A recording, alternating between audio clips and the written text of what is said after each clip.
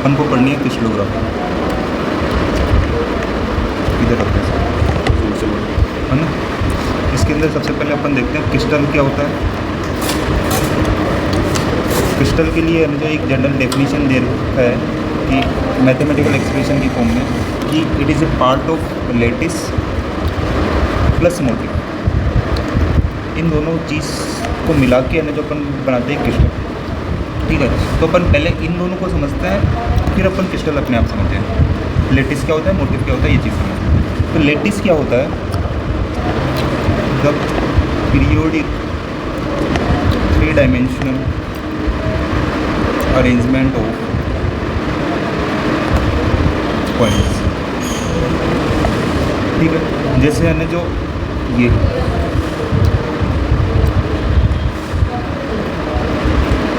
Points है ना, periodic है, मतलब बिल्कुल है ना जो एक पर्टिकुलर डिस्टेंस के बाद रिपीट हो रहा है। अपन है ना जो देखा जाए तो है ना जो ये एक तरह से लेटिस नहीं है, क्योंकि है ना जो ये चीज़ है ना जो अगर इन दोनों के बीच का है ना जो सिमेट्री देखा है ना, तो इसमें ट्रांसलेशन एक आगे ट्रांसलेशन सिमेट्री हो रहा है, तो ये पीरियोडिक अरेंजमेंट यहाँ पे ख़त्म हो जा रहा है, तो इस हिसाब से तो नहीं होना चाहिए। तो ये अपन अपनी कंफर्ट के हिसाब से इन्होंने अपन ने इसको ऐसे बनाया है कि है ना जो अपन ने समझने के लिए कि क्रिस्टल क्या होता है, इसके लिए अपन ने ऐसी चीज़ समझाई है इसको।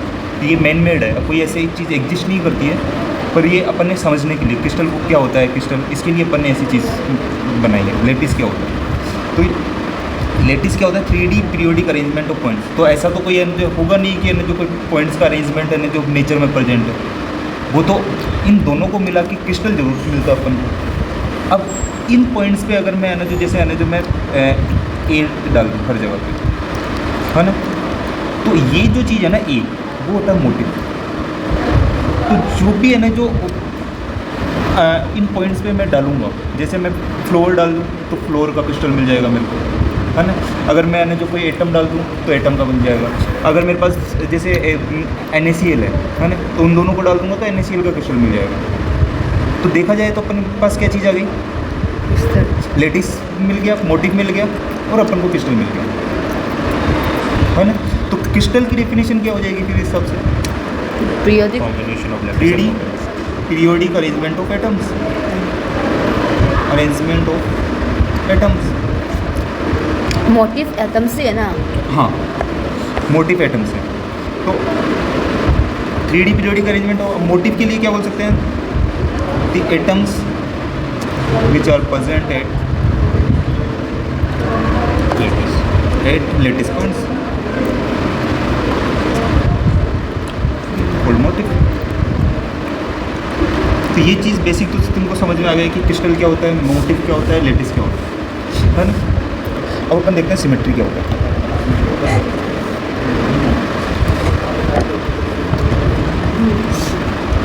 सेल्फ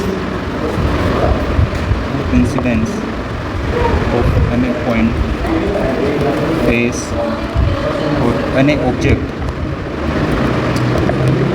आफ्टर सम ऑपरेशंस, तो उसको क्या बोलेंगे अपन, सिमेट्री।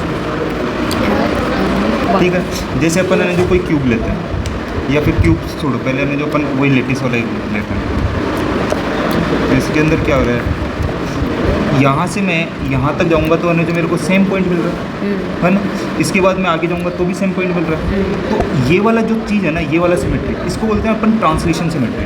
अच्छा, कोई ऑपरेशन लगाया अपन ने, उसके बाद है ना जो सेल कोइंसिडेंस, मतलब सेम का सेम चीज़ मिल रहा है अपन को, है ना, वो का वही चीज़ मिल रहा है। तो मैंने ट्रांसलेशन ऑपरेशन लगाया तब जाके मेरे को ये सिमेट्री मिली, तो इसको मैं बोलूँगा ट्रांसलेशन सिमेट्री। अगर इसी को मैं 3D में देखूँ, है ना, 3D में देखूँगा तो 3D में भी यही चीज़ हो सकती है, पॉसिबल है आराम से। जैसे क्यूब के अंदर मैं है ना जो क्यूब बनाऊँ, क्यूब के अंदर ये है, जैसे ये क्यूब है, तो अगर मैं है ना जो इस कॉर्नर से इस कॉर्नर पे जाऊँ, या इस कॉर्नर से इस कॉर्नर पे जाऊँ, या इस कॉर्नर से इस कॉर्नर पे जाऊँ, इस कॉर्नर से इस कॉर्नर पे जाऊँ, कहीं पे भी जाऊँ, मेरे को है ना जो ट्रांसलेशन सिमेट्री मिल रही है, इसको बोलते हैं ट्रांसलेशन सिमेट्री। इसके अलावा जो सिमेट्रीज होती है ना, ये स्पेस ग्रुप के अंदर आती है। ये ट्रांसलेशन वाला जो चीज़ है वो स्पेस ग्रुप में आता है। इसमें स्पेस ग्रुप 3D वाला जो भी जितने भी सिमेट्री है ना जो ट्रांसलेशन के अंदर है वो स्पेस ग्रुप में आएगा। है ना। इसके साथ में भी आएगा कुछ सिमेट्रीज, वो मैं बता रहा हूँ, है ना। तो स्पेस ग्रुप के अंदर और क्या क्या आ जाएगा? रोटेशन, रोटेशनल, और हो गया कि क्या मिरर प्लेन वाला हो जाएगा, रिफ्लेक्शन सिमेट्री और रिफ्लेक्शन सिमेट्री, ठीक है। और इन्वर्जन आ गया, रोटो इन्वर्जन आ गया। ये सारी सिमेट्रीज क्या है? स्पेस, इस ट्रांसलेशन को मिला के ये सारी सिमेट्रीज क्या है हमारी? Space. स्पेस ग्रुप में है, ठीक है। पर इनको अगर मैं देखूं, ये इनका ग्रुप अगर मैं किसी क्रिस्टल के लिए देखूं कि इसके अंदर कौन कौन सी सिमेट्रीज मिल रही है इनसे रिलेटेड, तो वो उनका जो ग्रुप होगा उनको बोलेंगे पॉइंट ग्रुप। तो दो चीज़ आ गई अपने पास, एक तो स्पेस ग्रुप, एक पॉइंट ग्रुप। स्पेस ग्रुप में सब कुछ आ जाएगा। पॉइंट ग्रुप किसको बोलेंगे? जिसके अंदर ये है एक्सेप्ट ट्रांसलेशन। ट्रांसलेशन,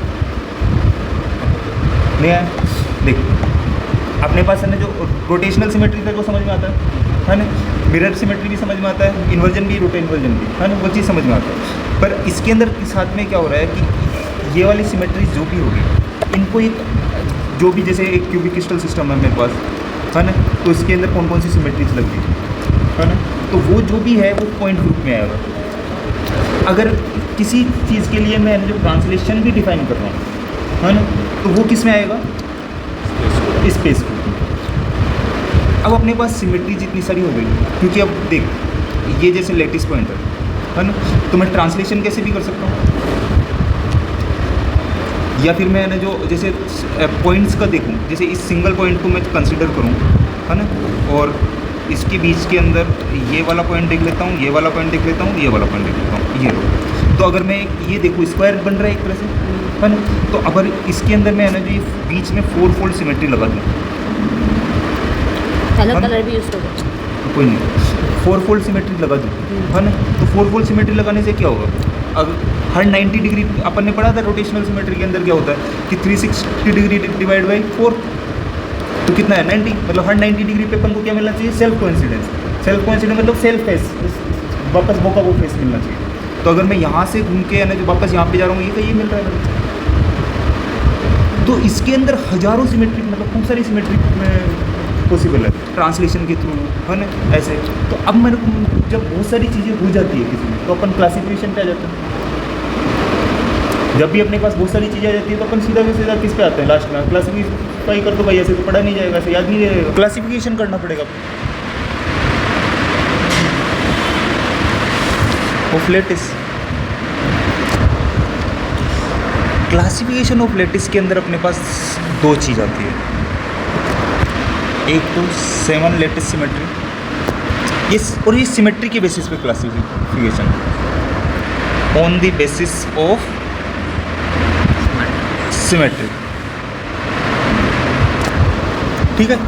तो 7 लेटिस सिमेट्री हो गया एक, तो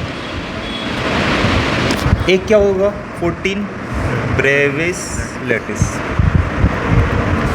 ठीक है।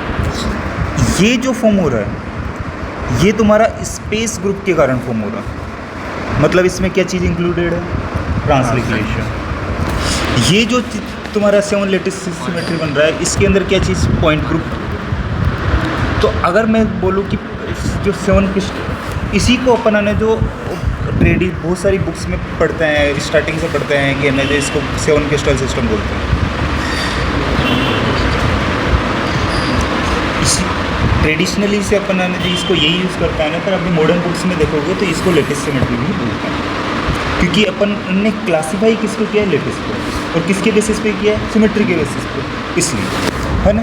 तो ये अगर है ना जो इसको डिफाइन करें कि ये किसके बेसिस, जो पॉइंट ग्रुप वाली जो सिमेट्रीज को मिला के कोई जो क्रिस्टल्स बन रहे हैं उनको 7 क्रिस्टल सिस्टम बोल रहे हैं, और जो स्पेस ग्रुप को मिला के जो सिमेट्रीज बन रही है उसको क्या बोल रहे हैं अपन? ब्रेविस, ठीक है। तो इसमें ट्रांसलेशन नहीं होता क्या? इसमें ट्रांसलेशन नहीं होता, इसमें ट्रांसलेशन नहीं होता, ठीक है। अब 2 टाइप का है जो अपन ने जो वो पढ़ा होगा, non uniqueness of unit cell and uniqueness of unit cell. नहीं पढ़ा है पहली बार सुना। मैंने भी नहीं मैंने भी पहली बार सुना। तो किसमें होगा आपकी पहली बार पढ़ा? वर्ड से पहले बार सुनता हूँ। नॉन यूनिकनेस में क्या होगा कि जो लेटेस्ट ट्रांसलेशन मैं कर रहा हूँ, ऐसा नहीं है ना, यूनिक। तो मैं ऐसे भी कर सकता हूँ, फिर मेरा मन किया तो मैं ऐसे भी कर लूँगा, है ना, मतलब कोई यूनिकनेस नहीं है। पर जब मैं उसकी बात करूँगा, है ना, यूनिकनेस की, तो मेरे पास पर्टिकुलर कलर सिमेट्री करो यार, कलर अच्छे है तेरे को। तो पर्टिकुलर है, मतलब है ना, जो पॉइंट से पॉइंट की तरफ जाएगी। तो इसके अंदर तुमने है ना जो प्रिमिटिव और नॉन प्रिमिटिव यूनिट सेल सुना है? ना गधे बच्चे। तो एक जो प्रिमिटिव यूनिट सेल्स होते हैं,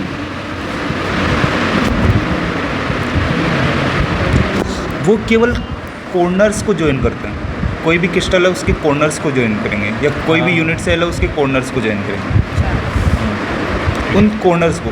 उसमें ऐसा नहीं होगा कि इधर गया ऐसे मिला दिया, केवल कॉर्नर्स पे मिलेगा तुमको। जो भी एटम है या कुछ भी होगा वो कॉर्नर्स पे प्रेजेंट होगा, है ना। तो इसमें बोलेंगे अपन प्रिमिटिव, ठीक है।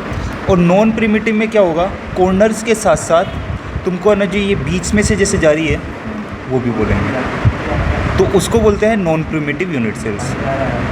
तो अगर मैं है ना जो ऐसे यूनिट सेल बना रहा हूँ तो उसको क्या बोल रहे हैं अपन, नॉन प्रिमिटिव। और जो प्रिमिटिव है वो केवल कॉर्नर्स पे स्टार्ट हो रहा है। ये चीज़ क्लियर हो गई? जैसे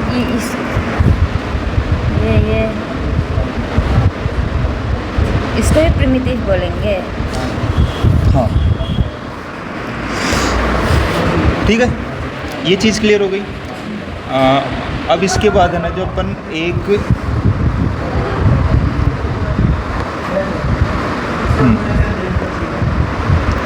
अब अपन है ना जो अपन को पता है कि क्रिस्टल सिस्टम्स कौन से अपन जो अपन ने लेटेस्ट सिमेट्री के बेसिस पे अपन ने ये वाले क्लासीफाई किए, है ना, और एक ब्रेविस लेटिस क्लासीफाई किए। तो अब इन क्रिस्टल सिस्टम्स में कौन कौन से है ना जो वो मिलते हैं, कौन कौन से है ना जो ये वाली ट्रांसलेटरी सिमेट्री भी प्रेजेंट है, उनकी बात करते हैं। तो इसके अंदर 14 ब्रेविस लेटिस देखे थे अपन ने, है ना। तो 14 ब्रेविस लेटिस को अपन कैसे करेंगे, 4 टाइप की सिमेट्री होती है इसके अंदर। क्या क्या होता है, BCC, FCC, ECC और प्रिमिटिव। प्रिमिटिव की तो बात कर ही चुके हैं अपन, है ना, कॉर्नर्स पे। BCC, FCC और ECC की बात और करेंगे। पहले ये देख लेते हैं इसको रटने का तरीका, कैसे रटना है। रटने के लिए पहले क्या करेंगे अपन, यहाँ से लेके यहाँ तक सब में P डाल देंगे,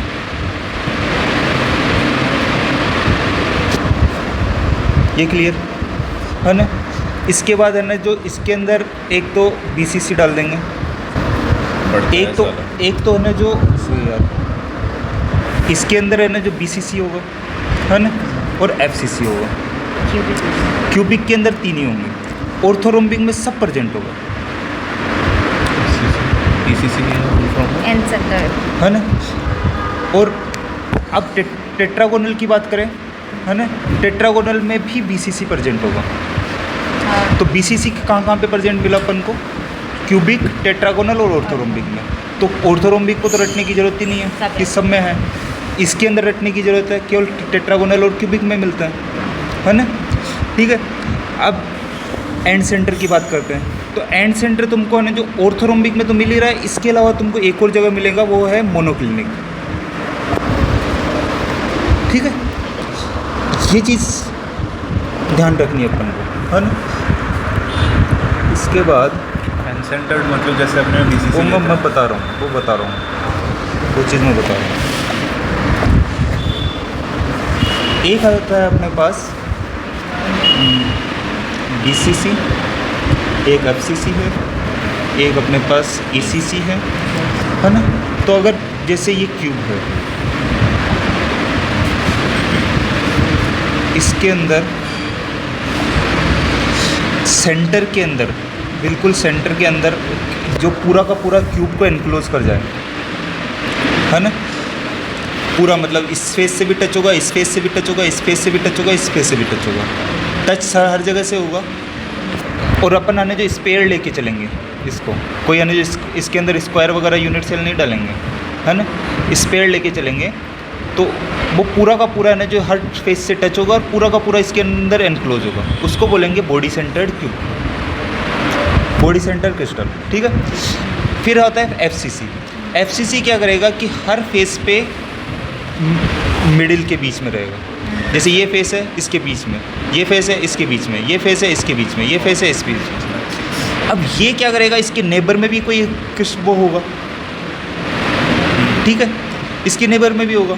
तो ये क्या करेगा, इसके साथ ये वाला जो फेस है, ये वाला जो क्रिस्टल वो है, यह आधा शेयर होगा, आधा इसमें रहेगा, आधा इसमें रहेगा, है ना। जैसे ये ऊपर वाले के साथ शेयर होगा, ये वाला इधर वाले के साथ शेयर होगा, ये नीचे वाले के साथ शेयर होगा, तो आधा आधा शेयर होगा।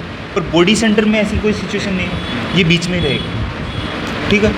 प्रिमिटिव की बात करें तो अपन कॉर्नर्स पे प्रेजेंट रहेगा, है ना। तो कॉर्नर्स पे जब प्रेजेंट रहेगा तो ये 1/8 शेयर करेगा। इसको अगर इमेजिन कर सकते हो तो ऐसे करो कि जैसे है ना जो तुम्हारे पास है ना जो 2 मंजिला मकान है, ठीक है, इसके ऊपर भी एक और है, इसके ये नीचे वाला, और तुम बिल्कुल सेंटर की बात कर रहे हो। तो 4 तो नीचे शेयर हो रहे हैं उसी क्रिस्टल के, और 4 ऊपर शेयर हो रहे हैं। तो 4 कितने 8 हो गए। तो एक जो स्पेयर है वो कितना भाग में टूट जाएगा, 1/8 में। इसलिए ये 1/8 होगा। इसको इमेजिन कर सकते हो तो कर लो, है ना। फिर आता है ईसीसी। ईसीसी में क्या होता है कि केवल अपोजिट फेसेस पे ये प्रेजेंट रहेगा। दो कोई भी अपोजिट फेसेस, जैसे ये ले लो, ये ले लो, ये ले लो, ये ले लो, ये ले लो, ये ले लो, कोई भी 2 अपोजिट फेसेस ले लो, उन पे ये प्रेजेंट रहेगा। तो ये ईसीसी की बात है, ठीक है। ये चीज़ क्लियर हो गई, एफसीसी, बीसीसी और एसीसी। इसके बाद आते हैं अपन बाकी सिमेट्री। ट्रांसलेटरी सिमेट्री अपन ने देख ली थी। इसके बाद अपन है ना जो एक तो बाकी सिमेट्रीज को देखेंगे, है ना, जिसके अंदर है ना जो क्या क्या बच गई थी, रोटेशनल, मिरर और इन्वर्जन।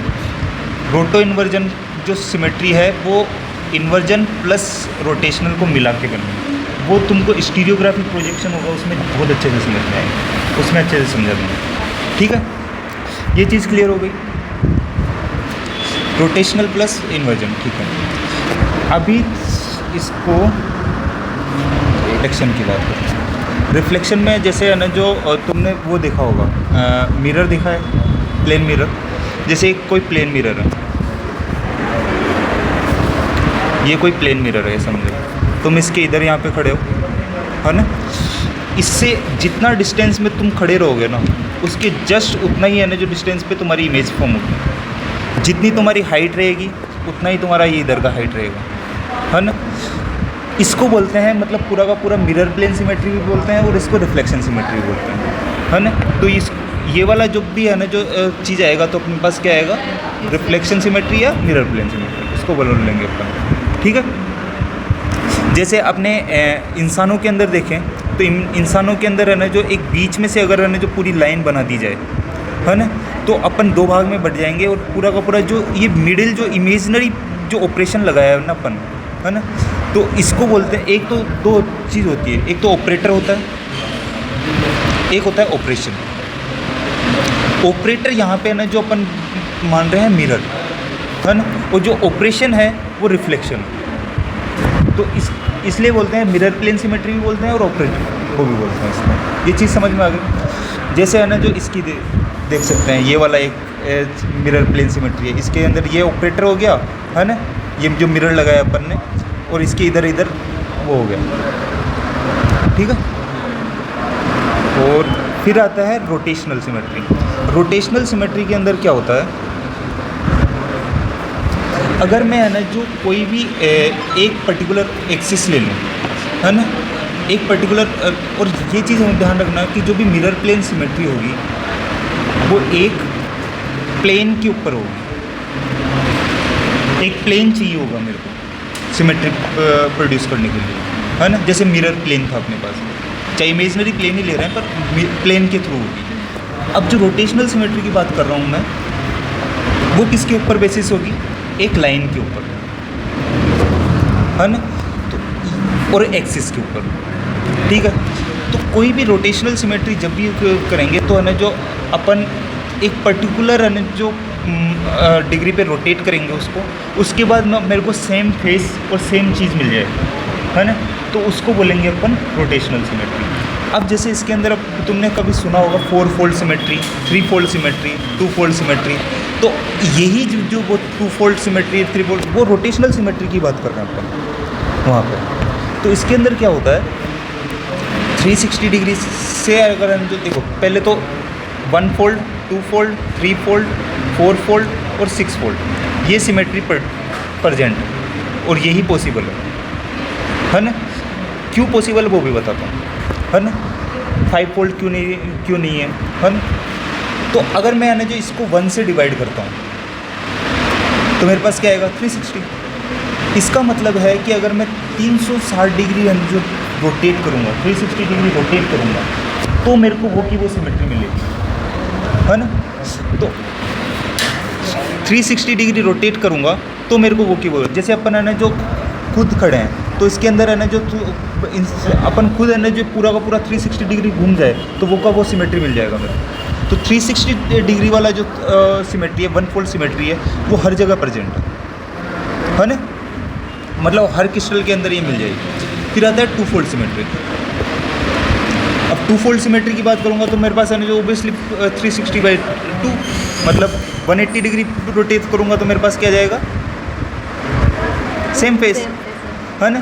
तो अगर मेरे पास कोई भी ऐसा ऑपरेशन लगाऊं जहाँ से ऐसी कोई एक्सिस जिसके है ना जो 180 डिग्री रोटेशन पे मेरे पास सेम फेस आ रहा है ना, जैसे क्यूब को भी तुम एक जगह से ऐसे पकड़ोगे तो है ना जो तुमको वो चीज़ मिल जाएगी, है ना। ऐसे ही मेरे पास है ना जो 3 फोल्ड सिमेट्री आएगा, 3 फोल्ड सिमेट्री कितने पे आएगा? 120 पे। 4 फोल्ड कितने पे आएगा? 90 डिग्री पे। 6 फोल्ड कितने पे आएगा? 60 पे, ठीक है।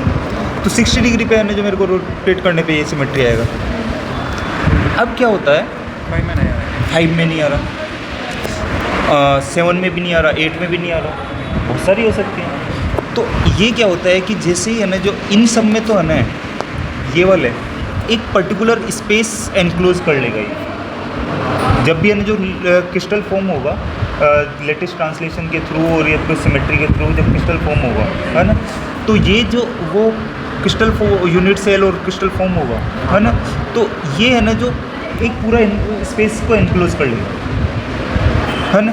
ये 1 के अंदर भी कर लेगा, 2 में भी कर लेगा, 3 में भी कर लेगा, 4 में भी कर लेगा, 6 में भी कर लेगा। पर जब मैं 5 के अंदर देखता हूँ नहीं मिलता है मेरे को, है ना।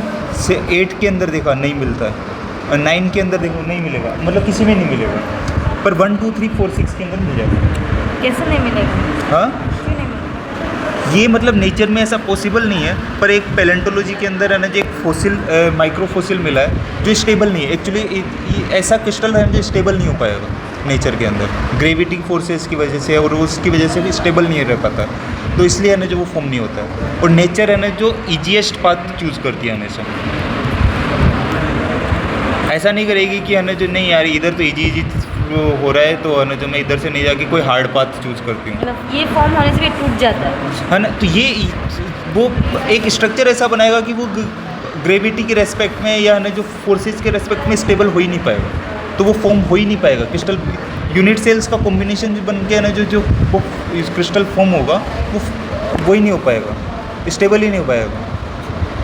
तो इसलिए वो 5 फोल्ड वो पॉसिबल नहीं है। पर है ना जो पैलेंटोलॉजी में एक माइक्रोफोसिल है, नाम सर्च कर लेना, मेरे को भी याद नहीं आ रहा है, फोरामेनिफेरा का ही टाइप है वो, शायद स्टेनोहेलाइन है कि क्या है वो पता नहीं मेरे को, है ना।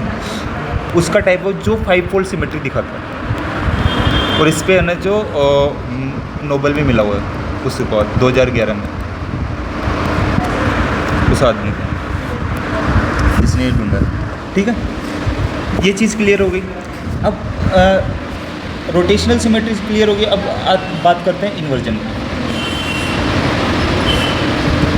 इन्वर्जन में क्या होता है कि पॉइंट के थ्रू होगी, एक पॉइंट के थ्रू है ना जो सिमेट्री, जैसे एक पर्किंग्स के अंदर एक डायग्राम दे रखा है, उससे बेटर समझ में आ जाएगा। जैसे ये पहले रोटेशनल सिमेट्री का देखे तो ये तो प्लेन सिमेट्री का था, है ना, ये सब प्लेन सिमेट्री की है, ये वाला सब प्लेन सिमेट्री का बता रहा है। Mirror plane. हाँ, mirror plane symmetry, reflection symmetry, है ना। जैसे रोटेशन की बात करूँ तो कोई भी शेप होगी, है ना, कोई भी शेप होगी, उसको अगर है ना जो 360 डिग्री रोटेट कराऊंगा तो मेरे को वो मिल जाएगा, ठीक है। अब जैसे टू फोल्ड सिमेट्री की बात करता हूँ मैं, टू फोल्ड सिमेट्री के अंदर अगर एज अपोजिट एजेस से पकड़ूँ उसको, है ना, तो अपोजिट एजेस से पकड़ूंगा तो और उसको घुमाऊंगा मैं, तो मेरे को ये वाला जो फेस है वो वापस 180 डिग्री पे मिलेगा। अगर तुम्हारे पास रूबिक्स क्यूब है तो उसको पकड़ के घुमा के देखना, उससे समझ में आ जाएगा, है ना। फिर आता है जैसे है ना जो इसको ऐसे घुमा के देख लिया, जैसे ये वाला है, इसको है ना जो क्यूबॉइड जो होता है, क्यूबॉइड को घुमा करने से है ना जो 180 डिग्री पे आ रहा है ना। और थ्री फोल्ड की बात करें, उसी रूबिक्स क्यूब को अगर इस मतलब जो सॉलिड एंगल है, अपोजिट सॉलिड एंगल, है ना, वहाँ से पकड़ के घुमाओगे तो ये वाला जो चीज़ है ना, ये तुमको है ना जो कितने डिग्री पे मिलेगा, 120 डिग्री पे, है ना। ऐसे ही है ना जो अगर मैं 4 फोल्ड की बात करूँगा तो ये वाला जो है ना जो इससे जो फेस के ऊपर से मैं पकड़ू के है ना जो घुमाऊंगा उसको, ये मेरा एक्सिस हो गया ना, ये वाला जहाँ से मैं पकड़ रहा हूँ उसको एक्सिस बोलेंगे, है ना। तो वहाँ से जैसे मैं घुमाऊंगा तो हर 90 डिग्री पे मेरे को सेम फेस मिलेगा। ये सेम है, क्यूबिक ही है ना? हाँ, सबका क्यूब की बता रहा हूँ, पकड़ने का एंगल अलग है। हाँ, है ना। ऐसे ही है ना जो कोई हेक्सागोनल शेप है, उसके अंदर क्या होता है कि जब मैं ना जो हेक्सागोनल शेप को यहाँ से मतलब बिल्कुल टॉप और बॉटम से पकड़ूंगा और उसको घुमाऊंगा तो हर 60 डिग्री पे मेरे को सेम फेस मिलेगा, तो वो 6 फोल्ड सिमेट्री हो गया। क्यूबिक नहीं दिखाता है 6 फोल्ड? 6 फोल्ड क्यूबिक नहीं दिखाता, क्यों नहीं दिखाता है, क्योंकि वो प्रेजेंट नहीं है, सब अलग अलग दिखाते हैं, सब अलग अलग। सातों क्रिस्टल सिस्टम का हमें याद करना पड़ेगा। उस पे हाँ वो याद करना पड़ेगा। उस पे मैं बताऊंगा कि है ना जो उसके बेसिस पे है ना जो अपन ने क्यूबिक और वो सबको डिफाइन किया था, जो अपन ने बोला था ना कि 7 क्रिस्टल सिस्टम, अब 7 क्रिस्टल लेटिस अपन ने सिमेट्री के बेसिस पे डिफाइन किए हैं, तो वो अपन है ना जो उस पर बताएंगे। ये चीज़, इस चीज़ की बात कर रहा था मैं, इन्वर्जन। तो ये वाला पॉइंट है ना, ये मेरा बी था, इसको है ना जो इन्वर्जन इन्वर्ट किया ना तो मेरे ये आ गया, बी आ गया, उल्टा हो गया बिल्कुल। एक और चीज़ क्या होता है कि 2 डायमेंशनल के अंदर है ना, जब मैं 2D की बात करूँगा, 2 डायमेंशनल ऑब्जेक्ट्स की बात करूँगा, तो अगर मेरे को है ना जो इन्वर्जन चाहिए तो वो 2 फोल्ड सिमेट्री के बराबर होगा।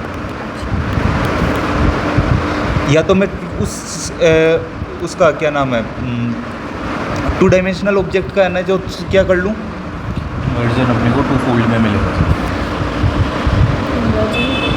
2D के बराबर है, 2 फोल्ड सिमेट्री का। जब भी कोई भी 2 डायमेंशनल ऑब्जेक्ट है उसके अंदर मेरे को सिमेट्री देखनी है तो उसके अंदर अगर मैं 2 फोल्ड सिमेट्री देखूँ, 2 फोल्ड सिमेट्री देखूँगा या इन्वर्जन सेंटर करूँगा, बात बराबर। समझ में आया नहीं आया? ये चीज़ें हैं जो जब स्टीरियोग्राफिक प्रोजेक्शन समझोगे ना उससे और भी अच्छे क्लियर हो जाएगी। वहाँ से तुमको क्लियर हो जाएगा कि अब मैं क्यों बोल रहा था कि इन्वर्जन जब 2D में देख रहा हूँ तो फोल्ड देता हूँ। बट 3D की बात करूँगा तो 3D में ऐसा नहीं होगा कि ये केवल 2D के लिए पॉसिबल है,